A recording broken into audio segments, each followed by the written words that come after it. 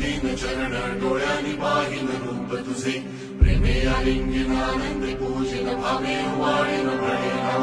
त्वमेव माताच पिता त्वमेव त्वमेव बंधुश्च सखा त्वमेव त्वमेव विद्या जगं त्वमेव त्वमेव सर्वं मम देवदेव कायेन वाचा मनसेन्द्रियेण बुद्ध्यात्मना वा प्रकृतिस्वभावात् करोमि यत् सकलं परस्मै नारायणाय